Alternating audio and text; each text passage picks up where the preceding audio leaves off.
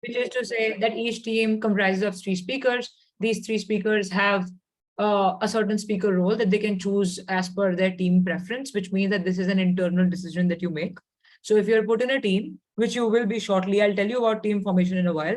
But when you put in a team, the speaker role you choose to decide on or like settle on is going to be determined by your team and yourself. So it's a consensus that gets developed within the team. So let's say who are the people on my screen right now? There's Atreya and Rutur and myself. If we are all in the, or like three of us are in the same team, then three of us will decide who does the deputy speech the best as compared to the first speech, as compared to the whip speech, and accordingly we decide, right? At the end of the day, this is a team exercise. Your team either gets through the qualifiers or doesn't. So it's best for you guys to always be honest to yourself and your team in terms of which speaker role is best fitted for which person. But before we go into the nitty-gritties, as for the team formation, I want to make a clarification right off the bat. So all of you have registered, right? Some of you were also given, I think, an option of putting in your preferences. Like if you want to team up with somebody, you can put in their name. That feature was enabled. So now the thing is that there's only one preference that most of you have put in there, whereas the team is supposed to have three people in it. So it's okay if you have just one preference and you want the third person to be randomly allocated by the team. We'll be able to do that. But if you have another preference for the third person as well, you can get them to register still for like convenience of having teammates that you know or whatever. Does that make sense?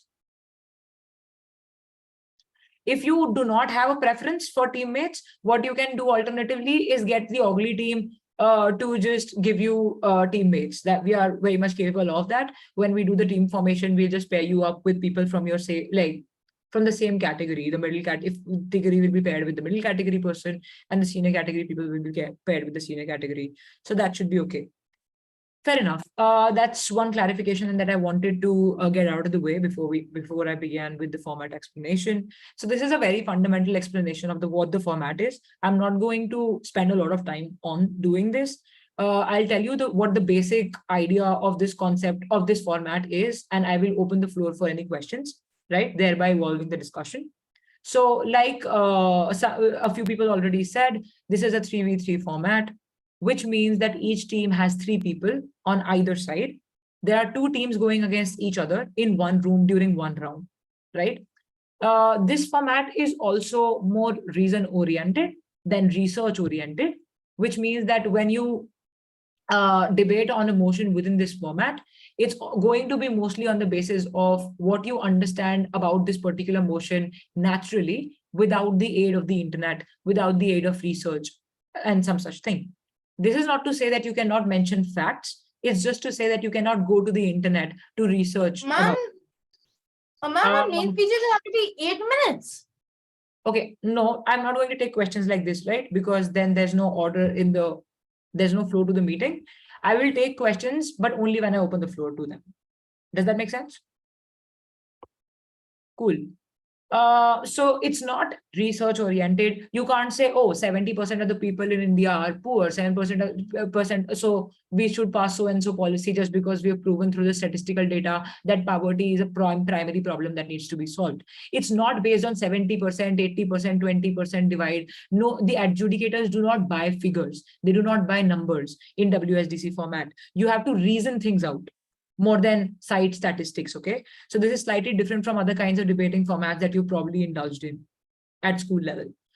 Again, the third point says that motions happen on a range of themes, right? And some examples are international relations. So for example, the Russia-Ukraine crisis falls within international relations, the theme of international relations. Then media could be the role of media in a democracy. Media could be politicians' control of media and the independence of media, those kinds of motions. Religion, sports, technology. We could literally have a motion on almost anything within this format. There's no restriction as such. But this particular tournament, which you signed up for, is exclusively for one theme, which we are going to discuss in detail in the sessions to come, or perhaps even today, depending on the flow of the session. All right. The fourth point says that this requires excellent team dynamics, and I've deliberately put this here on the slide, although this seems pretty given and needless to say sort of a thing. I think a lot of people mistake this format to be something where they can individually shine bright. right? So if your first speaker doesn't do well, if your third speaker doesn't do well, if you alone as the deputy speaker do well, you think I am going to get my team to win because that's how good I am.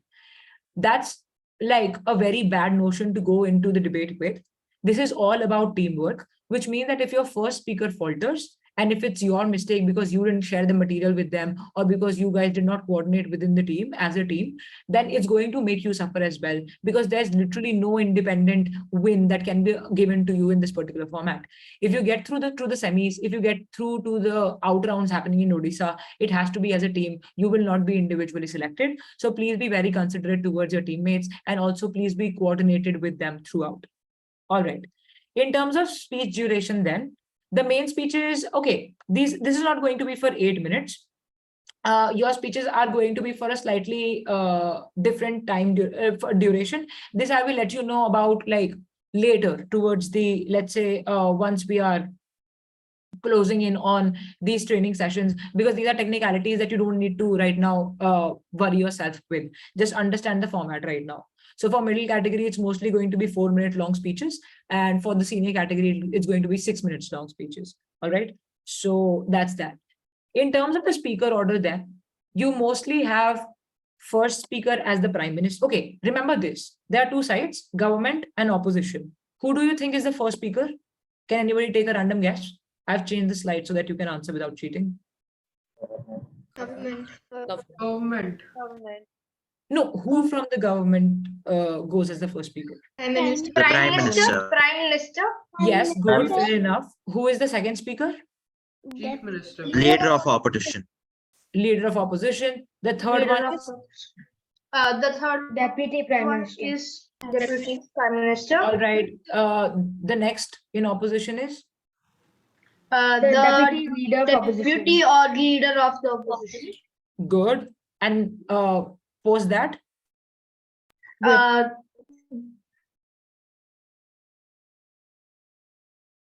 Okay, most of you don't know about that. Cool.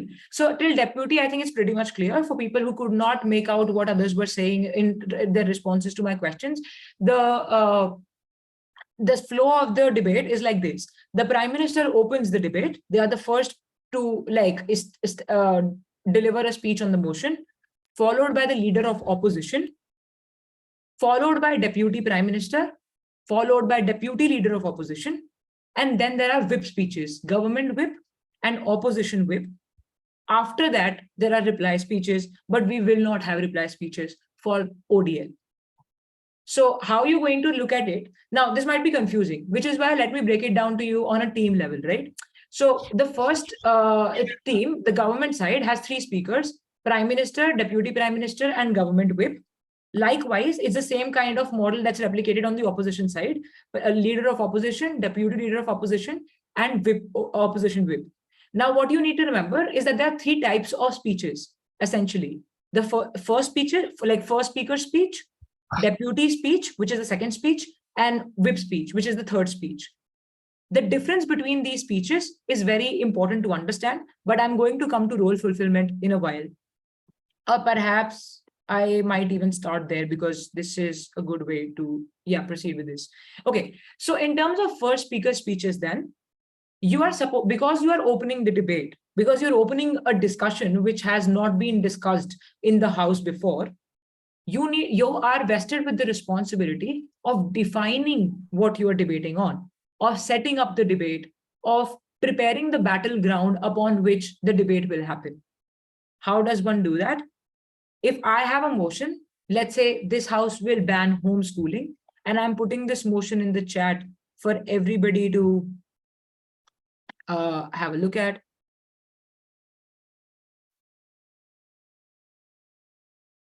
Okay, this house will ban homeschooling. If that were your motion, THW is just short for this house will. Now, this is a motion about banning something. What do you think? What do you mean by a ban? Let's just begin at something as simple as that. Ban to stop something. Okay, I want you guys to give me a show of hands so that everybody gets a fair chance to respond. Yes. Use the hand emoji here. Okay, I'll take a response from Akarshita, followed by Brihapuri. Only 2 responses per question.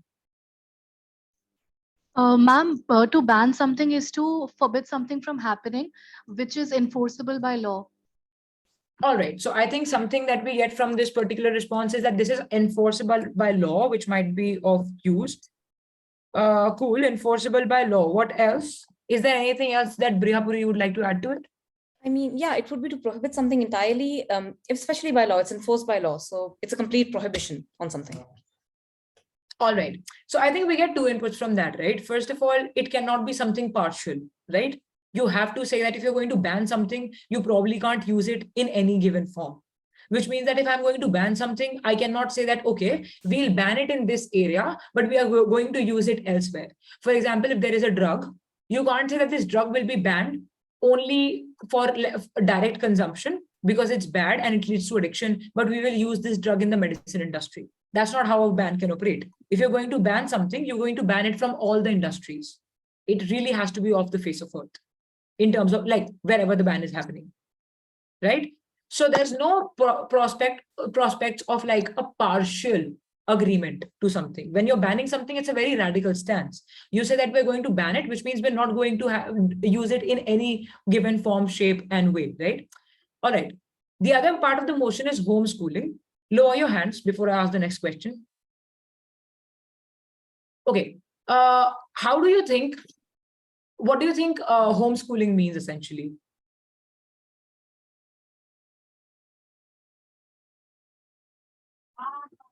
Ahan followed by Nigella. Others lower your hands, I'll give you a chance. Ma'am, could you repeat the question? What is homeschooling according to you for the sake of this debate? Ma'am, homeschooling is being taught at home by your parents in a more comfortable, in a way that is more comfortable for you. All You to right. learn. Okay, Nigella. Yeah, so homeschooling basically means a child does not go to school and is being taught by the teachers in a environment surrounded by peers, but is taught in an environment at home by the parents. All right. Okay, 2 more responses because we can have more inputs on this. Rutur followed by Krishna. Essentially when a child it does not go to a traditional school and is taught at home by his parents. All right. Okay. Krishna. Homeschooling basically means that a child is, instead of going to a school, he is being taught at home, no matter how who is he taught. He is basically taught like the school, but at a different place, which is at his home. Okay, so most of your understanding is this. This homeschooling refers to the phenomenon where a person is taught from their house, like from the comforts of their house by their parents. But homeschooling might not always be parents teaching you. Homeschooling could also be other people coming Ma'am, in. tutors. Ma'am, online Yeah, classes tutors. and tutors. Yeah, sure. I need you guys to unmute only when I recognize you. Otherwise, everybody will start doing the same and it will be a mess. Please be mindful of that. But yes, good. Tutors can come in and like homeschool you. This is just to give you an idea of why we need to define the terms in the motion. And it is the first speaker's responsibility to do that because everybody can have a very different understanding of what homeschooling will mean. So if you're going to be so smart as to debate on a motion, you might as well start with defining what you know about the terms, right? As in defining the terms. What is the worth of these terms? How is homeschooling perceived in certain countries or in the place where this debate is happening? So setting up the debate essentially involves this, defining terms, like giving us a fair understanding of what these terms mean, etc. But there's other things that you need to do besides definition as well. So the other thing that you need to do is identify the people who are important in this debate. Okay. So now lower your hands, all of you again, before I ask the next question. Hold on. Stakeholders, right? Yeah. Somebody said stakeholders. So we're essentially discussing stakeholders here in a simpler form. Yes. So the next question is, who do you think are the important people who are impacted by this debate? Who are the stakeholders in this debate? Okay, Navya followed by Aryaman. Yes, ma'am. So it's obviously going to be the children who are getting homeschooled, parents, education institutions, because it does affect the admissions they are getting, as well as somewhere even higher institutions who are conducting examinations, teachers. There are a lot of stakeholders involved in this. Right. There can be a lot of potential stakeholders involved, and they have been enlisted, I think, concisely by Navya. So let's just not discuss it just yet. Let's have the second response. Who did I recognize before? Me, ma'am. So I think Yeah. the nation as a whole is one of the stakeholders because eventually those children are going to become the adults and then run the nation. So Fair enough. So nation as a collective could be a stakeholder. Good. Okay, others, Krishna and Rutur. Basically, this is going to affect the whole education system because if there is like it is like a food chain. If there is one single gap missing, it would lead to like a disaster. Like if kids are not homeschooled, their parents would suffer because the schools will get more profit, but they will also have Got it. basically Got it. So you're more. basically saying there's a lot of people who are impacted by the system simply because they are students, and there's students' parents, and then there's student as like youth for the Yeah, country, which is supposed to do a well whole for it. chain. A whole chain. Fair enough. Rutur. Ma'am, can I also say something about this topic? Ahan, you need to get into the habit of raising your hand like everybody else is doing. It's really, really important.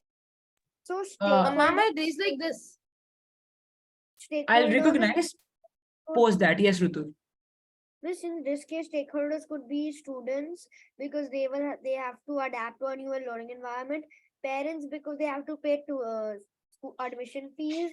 Schools and their employees because they will have higher admission rates, and also private tutors who are probably the people who are homeschooling.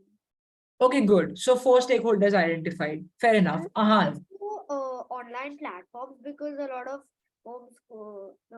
people use online platforms to homeschool. Yeah, that's a rather novel understanding. Good. That online platforms ma'am. or like online education business could also be another stakeholder. Ahan, wait for recognition. I cannot emphasize this enough. Everybody will start doing it, and that'll be a problem, right? So yeah, now you can like respond. Ma'am, I was about to say what she just said, that online stuff, but It's okay. I mean, we're all going to have same kind of responses because there's only so many people who get impacted by the education system, and we are all aware of how the education system works. but ma'am, Never mind. Yeah. But ma'am, another ways to how the students get affected is that if they ever go into college, they won't have anything to get them but to help them get in. Like they won't You're have any- right. So like, this is they- no formal acknowledgement of your years studying, right? When you're homeschooling. I get it. I get it. So lower your hands, guys. Otherwise, we're really going to delay the process. I promise I'm trying my best to like give you all a chance to speak. Also, I'm going to keep asking questions. So lower your hands for now. So stakeholders essentially are people who you identified, but stakeholders, I mean, there could be 1,000 stakeholders that you find while you're on to, or like while you're debating on a motion. But how you essentially pick the most important stakeholders are according to the arguments that you want to make in the debate, right? So for example, this house will ban homeschooling. And if I want to ban homeschooling, I might want to say that, look, homeschooling should be banned because this keeps people from being out there and exploring, right? It's important for you to be with people of your own kind, with your peers, etc., in order to learn and grasp how the real practical world works. And this does not happen when you're doing homeschooling. So by getting people to do homeschooling, you're making them more and more afraid of being out there in the public space. If I want to say that, I'm going to have my stakeholders primarily as students, and secondly, as the parents who want their children to do well. This means that the state or the education system, the director, like the education, the staff and the teachers, the online platforms might not be stakeholders that I want to touch upon while I'm making this argument, simply because I don't need those stakeholders. This does not mean that you can't use those stakeholders in some other argument. So every argument uses some stakeholders. They don't use all the stakeholders at once, but you can definitely have as many stakeholders as you want in a debate. It helps you make the debate more advanced and your understanding more expansive on the motion.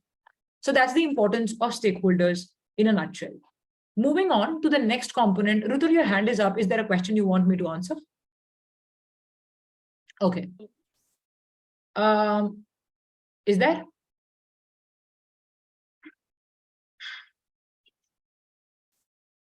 You're unmuted, but I can't hear you. So I'm confused. Miss, I didn't have a question. Yeah, sure.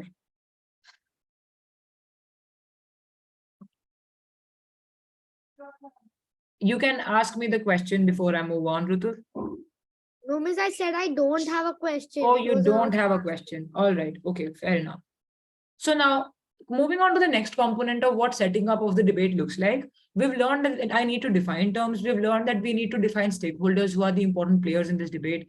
The last thing that I need to do is define where this debate is happening. This house will ban homeschooling. It's not happening on Mars. It's not happening in the animal world. It's happening for the human society. But human society is also so expansive, right?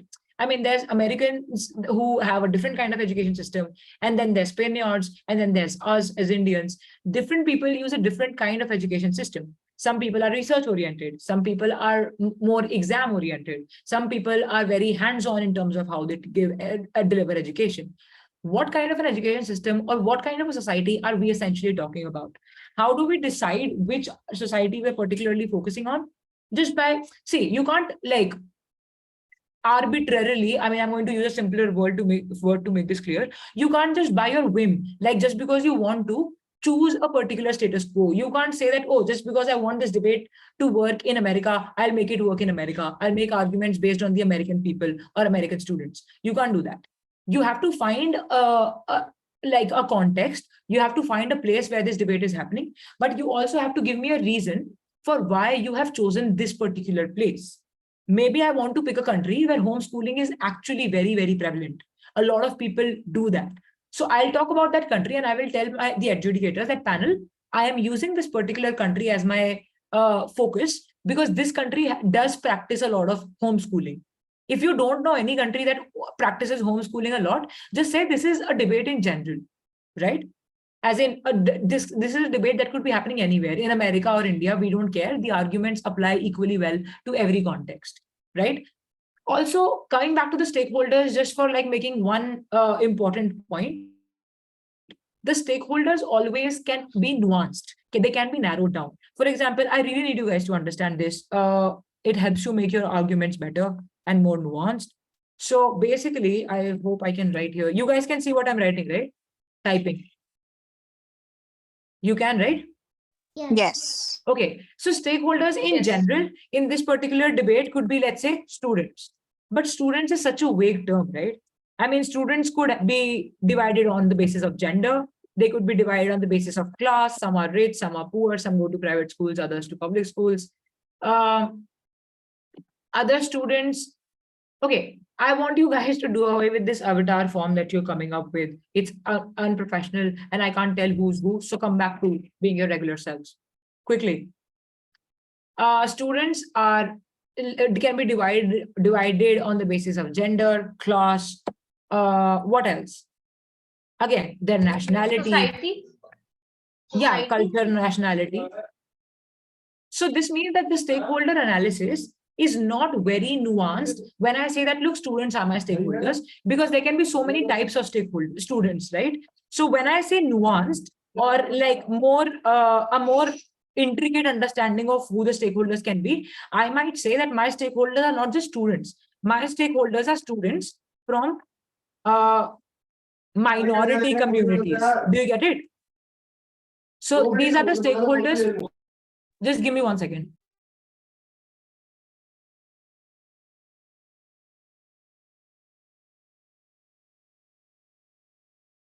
Okay, so here you can say that my students are not just regular students, these are students from minority communities. Can anyone give me an example of a minority community in America? Native American.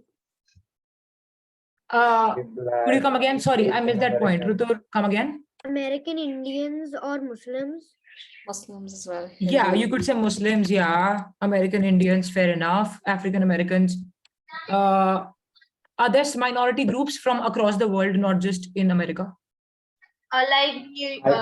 Spanish, Spanish, Portuguese. Nobody is waiting for me to recognize, which is why it's becoming a problem listening to you guys. So, Kashmika followed by Ridan. Everybody else can lower their hands for now. Native Americans are also a minority. Yes, fair enough. Okay. Can also be, ma'am, it can also be South African people, since they can be anywhere in the world. Like South African people can be Right, sure. Yeah. So racial minorities. Fair enough. Good responses, right? So these are minority groups. Now, on opposition, I might say that my stakeholders are students from minority communities specifically. Why am I narrowing it down when I can just say that my stakeholders are students in general? Because when I narrow it down to minority community, I am able to say that, look, we shouldn't ban homeschooling because minority community people feel safer in their home when they're studying from their parents, because outside the world is very, very hostile and very, very brutal to them, right? There's a lot of discrimination that happens in the academic space. People are not given a fair chance to speak up. The teachers can also be like discriminatory, which is why we think homeschooling should not be banned, because it gets parents to teach their children at the comfort of their house if they can just not make it outside, right? Or at least get them to slowly appreciate the idea of schooling elsewhere when they realize that homeschooling has gotten boring. But there has to be some scope of homeschooling happening, which is why we can't ban it. So opposition can say that, look, minority communities are mostly more in the way of danger, which is why it's okay for people to just be homeschooled, right? In America, we can also say stuff like gun control, etc., not happening. There are so many violent instances at school, in the schools. So it's only fair for parents to take that informed decision and say that, look, we're going to homeschool our children. So that is why we shouldn't ban homeschooling.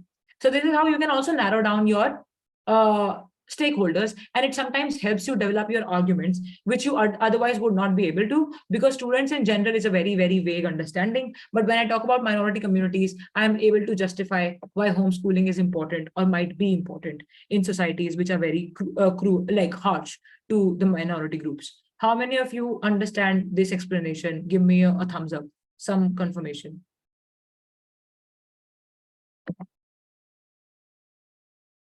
Not many thumbs up. If you have a question, I'm happy to take it now. Whoever has not given me a thumbs up, I'm expecting a question, because that will help clear your doubts. Krishna, yes. Yes, I had a question. Like, what if there is a setting, like we get a topic which is not much available with us, or it's like a very isolated topic which not many people know, then what Okay, all right. can we do at that? Got your question. Good question. For the sake of this tournament, I can assure you this, that motions will be set according to the grades that you are in and the category you're supposed to be in, which means you will not get like a very bizarre motion, which you might not have an understanding of, because we know that you are not given the facility of research. So we are going to keep the motion simple, but your arguments can be refined. Do you get it? The motions are going to be simple, but the quality of argumentation can become better in terms of how unique your stakeholders are, etc., etc. All right. Krishna can lower his hand now because question's been cleared. Manya, yes. I don't know if this is the right time to be asking, but then I just wanted to know what the prep time is before we start the debate. I'll let you know about those details afterwards. It really is not like important right now. For the middle category, you're going to get probably a day or more. For the senior category, it's going to be a little more tight. So you're going to get the motion on the same day. And there's going to be two prepared rounds and one impromptu. Understood. Thank you. All right. All right. Presuming that the question's been answered, moving ahead. Moving on to then, okay, so first, all of what I discussed right now in terms of stakeholder analysis, in terms of setting up the context of the debate, in terms of characterizing or defining the terms, it's all done by the first speaker, okay? This has to essentially come in the first speaker speech. Then what else is the first speaker supposed to do? They're supposed to give me arguments. For example, I will say, this is my stakeholder analysis, this is my characterization, yada, yada. And then panel, these are the 3 arguments that we will be pushing throughout the course of this debate. But you don't have to explain those arguments entirely, because we understand that you do not have time. And as first speaker, you already have a lot of responsibility of setting up the debate. So with the 3 components that I just explained. So if you only mention the arguments and say that my deputy will carry them forward, it's good enough. Your role is to just give us an overview of what your case looks like. And then your subsequent speakers can explain the details of the case. All right. Moving on to the second. Okay, let's quickly go through these pointers as well. Although I've already covered them at length, defining the motion is the first speaker's responsibility, as is outlining the arguments that they are going to run. Then, if you're talking about the first speaker from opposition, they also have a similar role. So Prime Minister and Rutur, I'll come to you in a minute. Prime Minister and leader of opposition have similar roles, but because the Prime Minister has gone before the leader of opposition, you might want to rebut a little bit of Prime Minister's speech. Every time there is a speech before yours, you will rebut and then start with your speech. But other than that, the speeches are very, very similar in terms of setting up the debate, etc., etc. You outline the arguments, you explain why your case stands as opposed to the other sides, and you respond to the arguments of the Prime Minister if you are leader of opposition. All right. Rutur, ask me your question now. Yeah, miss, how much time does each speaker get? So if you're in the middle category, you're going 6th to 8th grade, you're going to get 4 minutes. If you're in 9th to 12th grade, you're going to get 6 minutes. If I'm in 6th grade, which category? You are the middle category. You'll get 4 minutes precisely. But then in 4 minutes, we have enough time to elaborate on our arguments, and also why should we just Okay, so mostly what happens is that people are given 7-8 minutes in the WSDC format. So compared to that, 4 minutes might not be a lot of time, and some speakers are slow speakers. If you think you can encapsulate everything in your speech, that's really good, right? Go ahead and do it. But this is for people who might not, who might struggle with it because they are slow speakers or because they don't have enough experience. Got it? All right. Naisa? Ma'am, I'm not sure if it's related to right now, but I have a question. How do they choose opposition and proposition? Who is going to? We are going to tell you that. We will assign you a side. Okay, so there's no coin flip or anything? Nothing? No. This will be decided beforehand. Oh. When we release the schedule and everything, it will have the side that you're on as well. Cool. Samarth? So, ma'am, we don't have to make speeches for both teams, right? No, you don't have to write speeches from both the sides because your stance will already be given to you. So I want to ask, so if we're in the middle category, but we do usually have slightly longer speeches, is it okay for us to extend our speech up to? No, it's not. It's not. If you've been given 4 minutes, maximum leverage time you'd be given is 20 seconds upon that 4 minutes, nothing more than that. So the adjudicator might not stop you, but the adjudicator will also not be taking down your points after 4-minute mark. It's slightly strict in that sense, because otherwise you could keep talking and it's a matter of time management as well, because you're marked in manner. Ahan. Ma'am, how long are speeches supposed to be? Which category are you? Ma'am, I don't know. I think. Which grade are you from? 6th. I am about to go to 7th. You will have 4-minute long speeches. Everybody, please listen to me. Be all ears and don't ask this question again. If you're from the middle category, which involves 6th to 8th grade, like debaters from 6th to 8th grade, you're going to deliver speeches for 4 minutes. If you're in the senior category, as in grade 9 to 12th, you're going to deliver speeches for 6 minutes. All right. Rutur. Sorry, my hand was up. Oh, okay. Shresht. Yes. If we have remaining time at the end of our speech, can we pass it on to our next deputy speaker? You cannot. You will be forfeiting that time, which means that if you didn't use it, it just goes to waste. But it's okay. Like, you're not downmarked for not speaking for the entire length of your duration, the duration that you were given. It's okay to conclude in 3 minutes if you think you have been able to say everything in 3 minutes. All right, thanks. All right, Anukriti. I wanted to ask that each side is having 3 speakers. So will each the speaker getting 4 minutes only? Yeah. Each speaker gets 4 minutes. That's the right guess. All right. Miss, if we don't, if we do like a 3 minute speech instead of 4 minutes, would our marks get cut? No, you won't be down marked. So if you have been able to deliver a very, very good speech in 3 minutes, if you have said a lot, then the adjudicator will only listen to what you have said, not the time that you are taking. But to use 4 minutes is always a good strategy, but you don't get down marked if you don't use the entire time. Okay. Okay, Ahan. Ma'am, might have it. How did I just? You muted yourself. Ma'am, I forgot to lower the hand earlier. Oh, Sorry. okay, fair enough.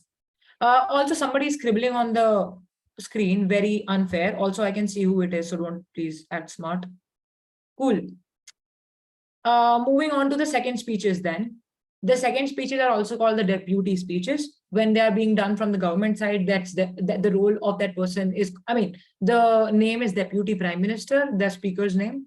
And when the deputy speech happens from the opposition side, they are called the DLO or the Deputy Leader of Opposition. The second speeches are extremely important in the debate. All the speeches are equally important. This is not to say that second speeches are more important than the others. Please don't fight about wanting to do this one more. It's just that the second speaker's speech either makes or breaks your case. This is where a lot of analysis comes.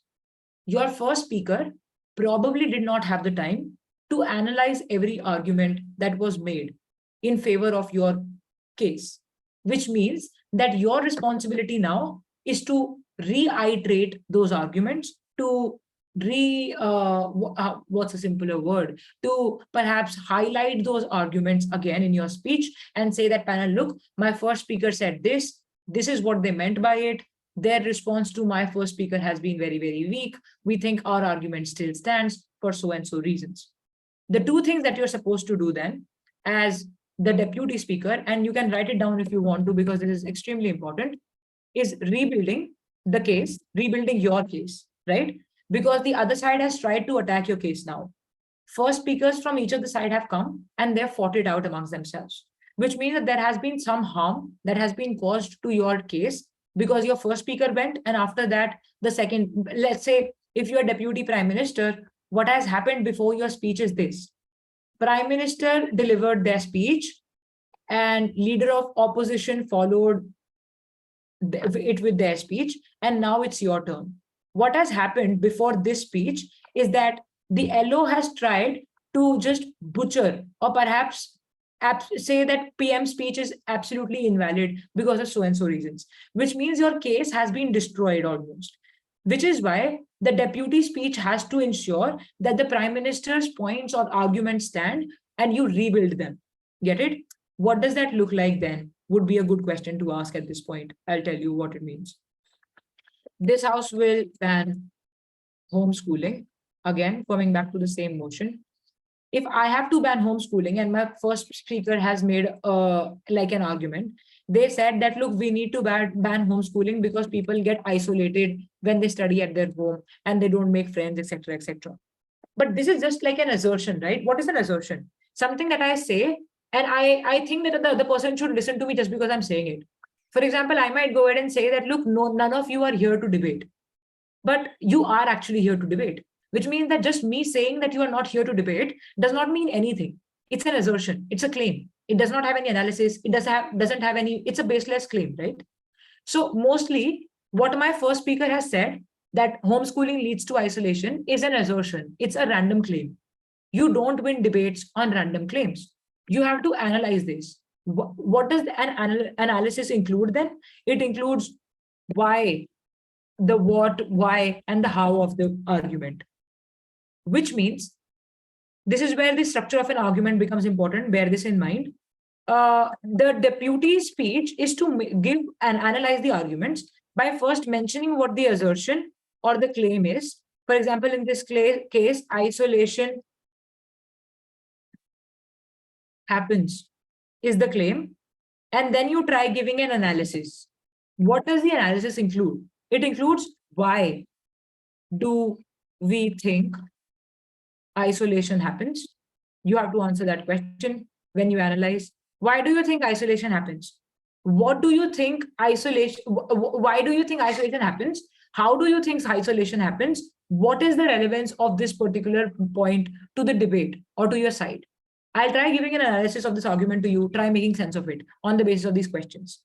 All right, panel, the assertion is that isolation happens when you are being homeschooled. The analysis for the same would be this. We think that academic spaces, when you are in a class, you get to learn a lot because you are there for like most of your time, let's say 7 hours a day, which means that when you meet people of your own age, when you hear them opinionate or like talk about certain topics and issues, interact with like elders in the form of teachers, people learn a lot. If you're being homeschooled, you're not being given the same kind of exposure. You do not have like insights into the same kind of diverse opinions. After a point in time, you get isolated to such an extent that you fear being in the company of people your age who go to school because they think of you as an outsider.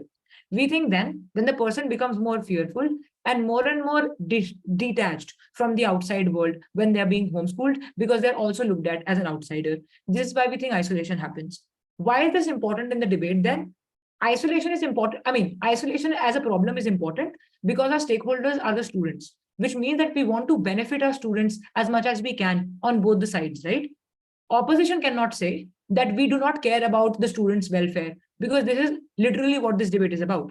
Who ensures a better lifestyle, a better education for the students involved? We think we do it better by ensuring that there is no isolation. For those reasons, this is the argument. This could be a basic understanding of what analysis means. How many of you understand what analysis looks like now? Give me a thumbs up if you do understand.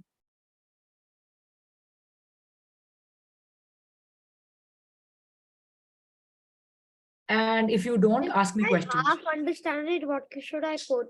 If I half understand it. If you half understand it, then you should ask me a question on the part that you didn't understand.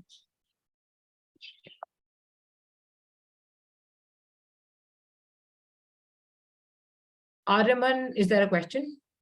Yes, so basically analysis will mean that okay, the first speaker made an assertion, so in analysis we say that why do we think and believe the assertion is true and how it is relevant to the debate and how it is relevant for the stakeholders, right? Yeah, that's pretty nicely put. So basically that. Thank you. Vivan? So you're basically answering what, why, and how, and you're talking about the stakeholders in the analysis, right? Yeah. You are talking about the stakeholder. You're basically talking about the relevance. What is the relevance? See, whenever we're debating, there is an end goal. For example, this house will ban homeschooling. You will ban or won't ban. It doesn't matter. What do you want at the end of the debate on both the sides? Good education, quality education. Whoever can guarantee quality education will win the debate. So your end goal is giving quality education wherever. So if isolation is a point you're making, you want to say that this directly relates to quality of education. If a person feels isolated, then the education that they're getting is not good enough, which is why, because we are able to give better quality of education by removing isolation, we win this debate. This is how you prove relevance. Do you get it? Yes. It's slightly complicated because identification of end goal is not always easy, but it comes to you as and when you practice. We will practice, don't worry. Krishna. I wanted to ask about the second speaker. Like, for example, the second speaker is has rebuild and done all of that, and then the second speaker from the opposition party is very strong, and he's basically not able to. He basically breaks all of and the third speaker somehow makes it again. But the third speaker from the opposition party, if the third speaker breaks the building they have made, then how can we prevent that? Because now we cannot speak again, right? You can't speak again. That's a very good question, but this involves something slightly complex. It's called preemption. Very, very fancy word, but it's basically very simple. When I make an argument, I try to think by putting myself in the shoes of my opponent. What might they say? For example, if I want to ban homeschooling, what might be the reason that my opposition will give to say that homeschooling should not be banned? Right? And then guessing those reasons, I try to rebut them even before they've made those points. But it's okay. Even if you're not able to deliver a speech over again, you can still ask them questions in the form of POIs. So you will still have means of engagement. Don't worry about that. All right, Viman and Krishna, lower your hands, guys. It's really confusing me when you don't lower your hands. So just keep doing that. Yeah, I'm sorry to interrupt, but this is kind of urgent. Will this meeting be sent to everyone, the recording? Yeah, it will. Okay. May I leave then because Yeah, you may. Whoever wants to leave can leave because if it's important, because this is being recorded. So it's okay. Also put it in the chat if it's that urgent. So yeah. Zubin? Thank you. Yeah, ma'am, I wanted to ask, like, it's not really related to this, but how is the introduction a bit different than the second speaker? I didn't really get what role the introduction person has. So introduction person is just basically, I mean, the first speaker is basically setting up the debate. They are not focusing on the argument so much. For example, if isolation was an argument that you needed to analyze, your first speaker probably did not do it because they were busy defining the words in the motion. They were busy defining the Yeah, context. so they're basically telling us what it means, what the topic is about, and what we're going to speak about. Yeah, where is this debate happening? Why is this debate happening? What is the end goal of this debate? What do we need to prove? Those are questions that you answer in the first speaker speech. Okay, ma'am. Thank you. Very basic questions. Yeah, okay. You're welcome. Rutur, you had your hand raised and it's lowered now. Is the question clear? Yeah, Miss, for an analysis. Analysis is basically when the deputy prime minister takes the prime minister's arguments and basically like expands on them and proves them correct in case the leader of opposition has presented some evidence against it. That's right. Yeah, that's called rebuilding, and that's a primary role that this deputy speaker plays. Okay. But besides that, the deputy speaker is also supposed to rebut. Rebutting means that if you've said something as LO, I will also say that what you're saying is wrong. I will attack your case. So rebuilding is the first role of deputy. The second role is attacking the other side, which happen in the form of rebuttals, responses to their arguments. All right. So those are the two primary roles. Naisa, question? What is the third speaker like? What does he or she say? We are like coming to that shortly, just in like a minute or so. Amit? Ma'am, what happens when the two teams don't agree on a definition? Okay, very good question asked. So when there is a clash of definition, so it's called definition clash or def clash in short. It happens when, okay, government is saying that, look, homeschooling happened. Let's say if the definition clash was on the context, government is saying that, look, homeschooling only happens in the developing countries, but opposition is adamant in saying that, no, this happens in developed countries more. And nobody has access to research, so we cannot validate any one of the two responses. In this case, there is going to be a clash. But sometimes you have to give me reasons for your definition. You can't just say that homeschooling is just like regular schooling without giving me a reason for what brings you to that conclusion. Because homeschooling is evidently different from regular schooling, which means that in any definition, you also give me a reason for why you're defining something as in the way that you're defining. You just because you have been given the luxury of defining things, you can't just bizarrely define them even by using terms which do not relate to them, right? You can't call an apple an orange and an orange an apple just because you have the liberty of defining and there's no research. Always remember, adjudicators have some understanding of what is true and happening in the world.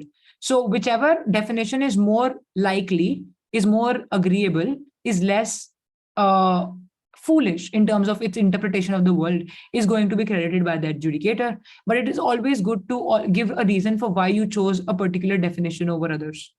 Does that make sense? Ma'am, yes, ma'am, that made sense. But I have another question. Ma'am, Yeah. ma'am, you said that research, we can't research. So does that mean we cannot present like actual hard evidence like numbers? Yeah, you can't present number. Okay, even if you want to present numbers because perhaps you are well read and you don't have to research immediately to dig up numbers, numbers are not credited as much as reason and analysis is. This format is about analyzing, is about structuring your thoughts. So the analysis, the what, why, and how has to be, and the relevance has to be very, very strong. Everything else will follow. Numbers do not matter as much. All right. Moving on. Raymond, question. So say there is a deaf clash. So can we sort of call on the adjudicator to basically verify which definition is the correct one and which we are going to follow? No. What you can do as leader of opposition, if you think, okay, if you think the prime minister has given a very bad characterization, you just don't agree with it. In your leader of opposition speech, you can clarify that. So let's say, I'm trying to scribble to help you understand. Just give me 1 second. So let's say prime minister gives you a definition and LO does not agree, or perhaps opposition in general does not agree with the PM definition of things. You can call it out. Okay, you can say that what prime minister is saying is essentially wrong, and then give reasons for that. You can't call the prime minister wrong without a reason, and then say that this is the right way of defining, and we are giving you the right way of defining. And panel, you should buy our definition over PM's definition because this is the reason. So you have to give a reason, right? It cannot be happening in thin air. You can challenge the PM on their definition, but you have to have a good reason for that challenge. Does that make sense? Yes, thank you very much. All right, Manya. Okay, so while presenting maybe a rebut or maybe even a POI, are we allowed to mention logical fallacies or factual inaccuracies? You can mention logical fallacies. If basically you're saying, okay, let's say some people make these claims, right? They say that, look, internet is used by children a lot. This is a very random example. And I is for internet, please bear with me. I'm very bad with scribbling. Internet is used a lot by children. So this leads to less prospects. I mean, less of academic rigor, right? Or let's say bad academic performance. Now, these two things are not by default related. Internet might even be used for academic things. I might even be researching on something that I need to, which will be coming up in my exam, which means that just saying that people are investing a lot of their time on the internet does not always mean that this is going to lead to people not focusing on education as much. You have to say that people focus a lot on playing video games there, or that internet creates distractions, or that internet gets you to switch from YouTube to Netflix to Facebook to Instagram, which is why you can't focus, and it leads to academic depreciation. But you can't just say that, oh, internet makes people bad, because that's an assertion. That's a logical fallacy. That's a logical leap, in fact. You're trying to say something. You're not giving me reason for how that one thing becomes something else. Do you get it, Manya? Yeah. Also, is it okay to ask sources for a certain fact if we think? No. That's very like it doesn't happen in WSDC. Don't worry if they are making something factually. If they're saying something factually inaccurate, for example, in a recent debate, there was this team which ended up saying that, look, Israel is a very weak country, which it is not, because Israel is supported by the West and America and whatnot. But the adjudicator can call it out. Adjudicators are sensible people. The people who will be judging you are experienced and everything, so they wouldn't buy faulty claims. Don't worry about that. Kashmika? I would like to know what would happen if we exceed the time limit of speaking. The adjudicators will just not listen to you, and they will credit you only for the part where you were speaking within the time limit. Okay, thank you. All right, Ariman? I'm sorry, I forgot to lower my hand. Krishna? I had a question, like what if the first speaker that was not scripted, but to basically make a flow, he adds something extra which the second speaker cannot handle, or cannot basically does not agree with the fact. So what can the second speaker so are do you at saying that your time? first speaker does not say the things that you wanted them to say? No, for example, just to make a flow, he's added something extra which is not basically approved. Which was not or- decided during preparation as a team. Yes, and Okay. he doesn't support the second person from the same side, doesn't support the thing. So All right, listen. When you are in a team, and if your first speaker says something which is very problematic, this happened with me also in a debate. So my first speaker said that Israel is a weak country, which is false. Israel is actually a powerful country. As the second speaker, there's something called direction change on the in the second. This is a very, very complex idea. So if you don't understand it, it's perfectly all right. It happens later when you're very advanced debaters.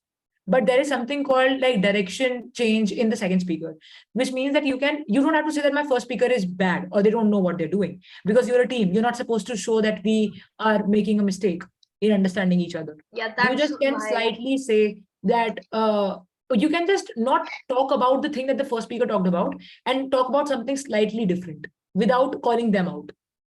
Okay? But this mostly does not happen. Please decide what you're going to say and stick to it so that there is no such discrepancy. Ma'am, but what if the opposition party is like asking the question then? It's okay. Answer them. Then what can we say? Like that he did wrong or Oh, okay. So on the basis of the first speaker, see, you are really working on the worst case where you're thinking the first speaker will just completely destroy the speech, the case. It doesn't happen all the time.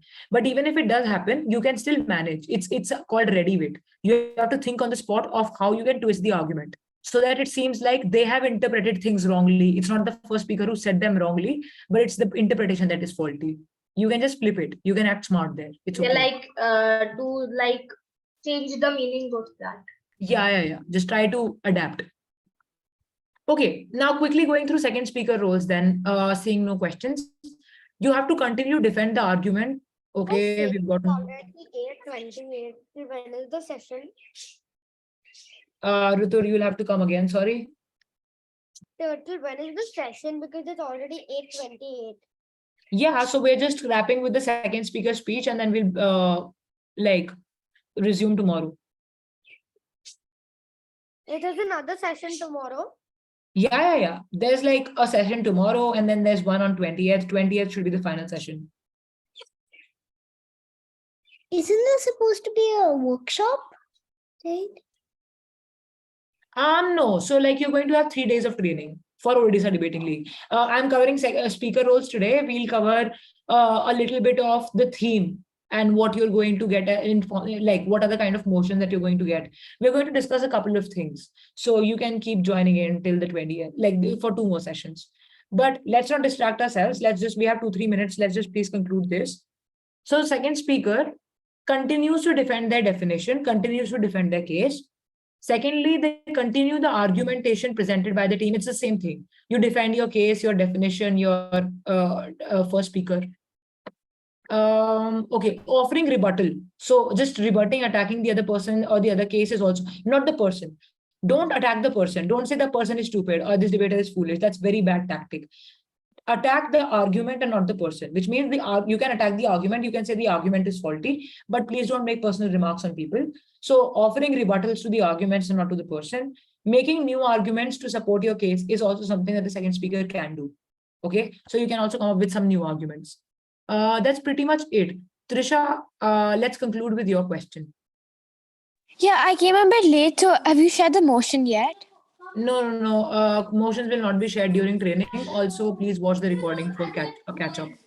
Oh yeah. Okay, thank you. And what time? What time is the meeting tomorrow? The meeting tomorrow is at the same time, 7:30. Okay, thank you. Okay, guys. Whoever has like a question, just give me 2 minutes. I'll take your question. So what you need to do, okay, I also want to cover whip speeches. So please bear with me. This will be in the recording because tomorrow we have other things to cover. So I won't take more than 3-4 minutes. This is pretty simple. In the whip speeches, I'll take your questions, keep your hands raised later. In the whip speeches, you continue to do the same thing. You have to keep rebuilding your case over and over and over again because people will keep attacking you with their deputy speeches, their first speeches, their whip speeches. But in the whip speech, the attack is slightly different. You almost become an adjudicator. You become almost a judge. But you try to look at the debate, which has happened before your speech, from the judge's perspective, but a judge who is biased. right? This is to say that if I'm the government whip, I'm going to try judging this debate based on what team A said and what team B said, and why team A's claims are better or worse than team B's. And I will give reasons for it, but I will give the kind of reasons that only favor my team. Okay. So what whip speakers do is they compare both the sides. I will say, panel, we think that team A said this about isolation, and team B said that isolation does not occur. We think that we still win this clash because we have given you more reasons for why isolation will occur, and opposition has only made an assertion which they haven't analyzed properly, which is why we think you should give this clash to us. That is what clash means, right? Clash means two arguments, I mean one argument happening because both of you are talking about the same thing. So when you're going to make a point about isolation, both the sides are going to talk about it, right? Because that's a point that's been made in the debate. Now, who takes this clash of isolation, who wins this clash of isolation, is something that the whip speaker is going to explain. You are going to compare your side with their side and say that, look, this is what they are lacking, because of which panel you should give this debate to us. So in the third speech, you try to convince the adjudicator that your case is the better one as compared to the other side's case. You have to deal with what they said, what you say, what you said, and the comparative. Okay, that's basically what the speeches are. So let's just go through these pointers quickly. You continue to defend your case. You weigh. Weigh means weighing, like what is the weightage of my case as compared to theirs. You weigh your case or compare your case against the other team. You again rebut and use examples to make your arguments better. That's something that whip speaker still does. And then you can't add any new material in the whip speech. This is very, very important. This is called whip dump if you do it. Whip dump means that you are adding a completely new argument in the whip speech. The adjudicator will not listen to you if this is a new argument, because there's no space when this argument can be rebutted. It comes too late in the debate, which is why it's unfair for the adjudicator to credit this. They will not. So don't make any new arguments. Just carry forward the same arguments made by your previous speakers in the whip speech, and think of it as like biased judging or biased adjudication, as it says here in the last point. With that, we are done with the speaker rules. I'm open to questions. All right, Rian.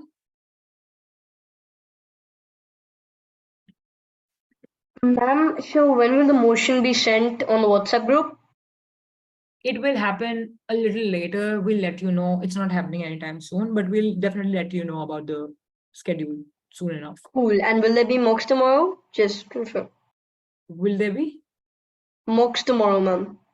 Not a mock. We haven't even discussed the theme just yet. So hold it there. We're definitely going to have some practice, but not too soon. Maybe day after tomorrow. And ma'am, what we'll study tomorrow is going to be different from what we've done today, right? Yes, definitely. Yeah. Okay. Thanks, ma'am. Bye. All right. Bye. Araman? No, all right, ma'am. So you stated that there won't be any reply speeches. So will the whip like cover the part the reply speech has to cover, like giving a whole summary of all the previous three speeches? Yeah, you're right there. But see, if there is no special role that a reply speech has besides emphasizing the points that have already been made. So you can easily make it a part of your whip speech. All right. Thank you. All right. You're welcome. Amit?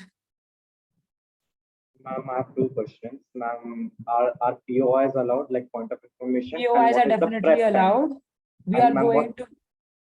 Okay, we are going to discuss POIs at length tomorrow with the team. Ma'am, second question, ma'am, what is the prep time senior students are given? Prep time again, this is not something that I am supposed to disclose just yet. It will soon enough be told to you. Okay, ma'am, thank you. Kashmika? Ma'am, are we allowed to talk? Like, for example, someone is like a speaker is speaking and they finish their speech in 3 minutes and they still have time left. So, are they supposed to talk? Can they talk to their team members? No.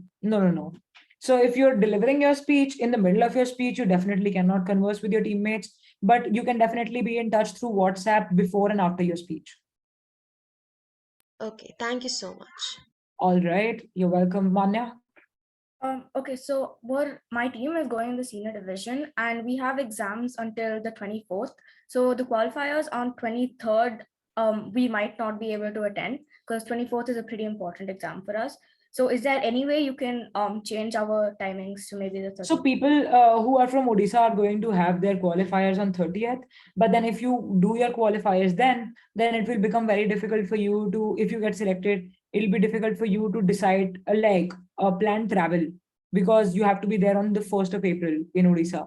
So that might be a struggle on your part.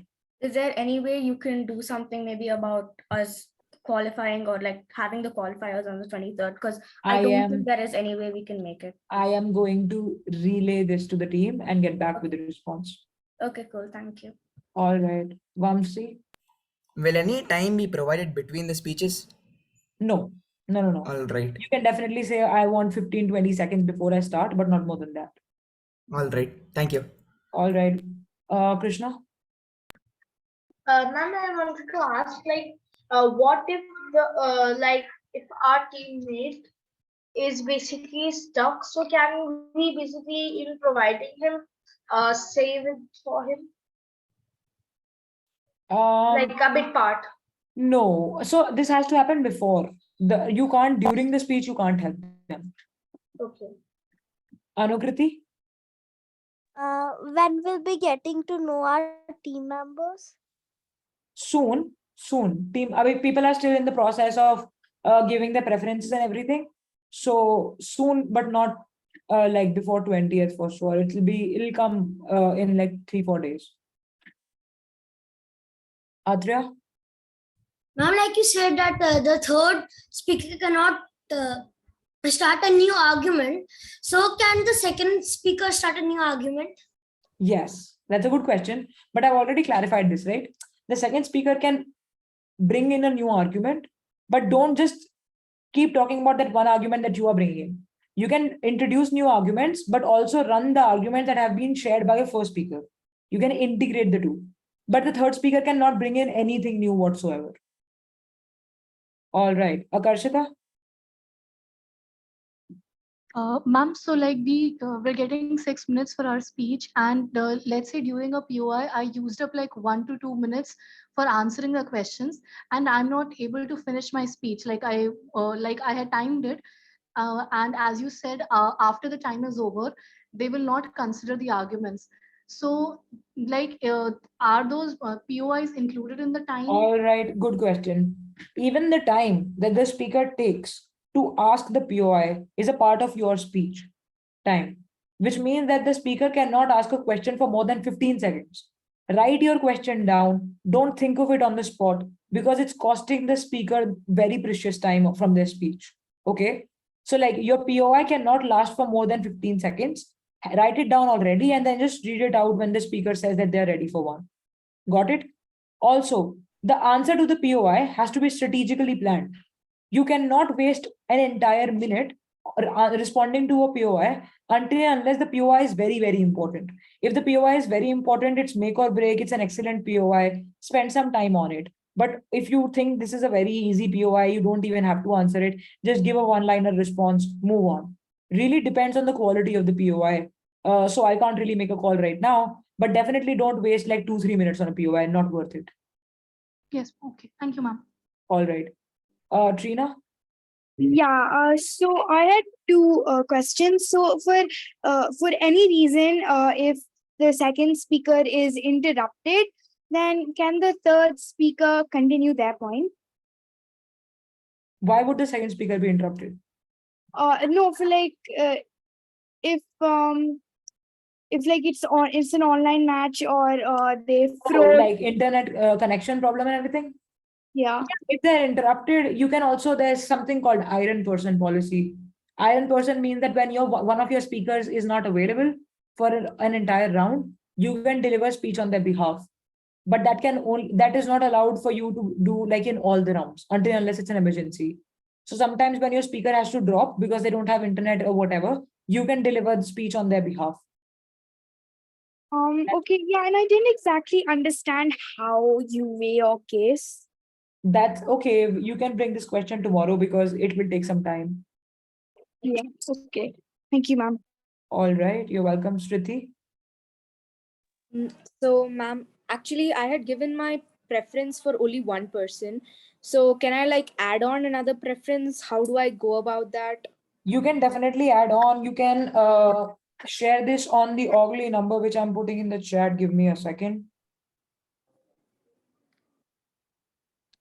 Yes, meanwhile, any other question, guys? No, that's all from my side. Others? Okay. Aradhya, I'm sorry if I'm mispronouncing it. Yeah, that was correct. My question is that if I've used entire my 6 minute for my speech, I have finished my speech, and then from the opposition side, if someone asks me a question, and if I reply to it, will the answer be considered as I'm speaking after the 6 minutes I've been allotted? Oh, no, no, no. So the POIs can only be in like taken during your speech. You can't take them after your speech. So the response will also happen during your time is while your time is on. Once the timer stops, you can't take a POI or answer one. See, POI, you will get better clarity on tomorrow. I will really detail it out. Okay, thank you. All right, you're welcome. Shriti, I'm sorry. Sorry, I just forgot to lower my hand. Okay. Amit? Ma'am, will we be assigned our team members according to our preference or completely random? If you have given us a preference, we will give you those teammates. If you haven't given us a preference, we'll make the team for you. Either way. Thank you. That's it. All right. Thank you. You're welcome. Ankita? How do I address the panel or the educators? Oh, your call. Just call them panel or like call them chair. Don't, I mean, that's not something that should really bother you. Just call them whatever, one word, panel, chair. Just don't waste a lot of your time saying esteemed panel all over again and thereby losing the flow. It's really okay to call them just like panel. It's very flexible that way. It doesn't really matter. All right. Any other questions? Ankita, lower your hand. Yeah. Kumar. Sorry if I'm mispronouncing it. That's right. As of now, only have one partner. So can another person join? Can sign up for the ODL by tomorrow? Oh, yes. Yeah. We're open to that. Okay. All right. So do we have to message on the number or? Yeah, message on the number, get them to reg ASAP. Because the registration will close perhaps. So like, if you have a teammate, just write it on the number, like the one I shared in the chat. And once they're on board, you can be teamed up. All right. Thank you. Okay. All right. If there are no other questions, let's call it a day. Meet tomorrow at 7:30 again. We'll be discussing, Krishna, I'll take you in a minute. We'll be discussing the theme, POIs, and a couple more issues that you might want to learn about.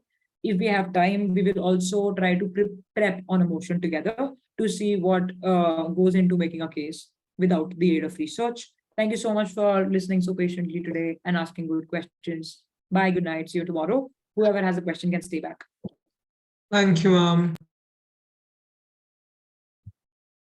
Good night, ma'am. Good night. Shruti, is there a question? Ma'am, we wouldn't be having like any mock session or anything like mock debate or anything, nothing like that. No, but case preps are just as good.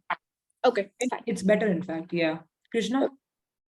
Ma'am, I had to ask that what time is the registration open? I don't think registration is open any longer. It's just for the people who are looking for teammates and they want their preferred partners. Yes, ma'am. I really want to teammates. Oh, okay, then it's open for that reason. If you have a person who you want should be on board with you, you can definitely get them. Then how can we have to pay? Sure, he has to pay on the same. You can type on the Ogly number. They will give you better insights on this. Okay. Yeah. Okay. Brihapuri? Yeah, so I was disconnected from the call for a short time. So once again, the number of preferences which we have given, can we like add on a member? And if yes, then how do we go about that? Yeah. Text the Ogly number. Tell them who the person is. Get them to register, and you'll be with the preferred teammate. All right. Thank you. You're welcome. All right, calling it a day. Thank you so much, guys. See you tomorrow.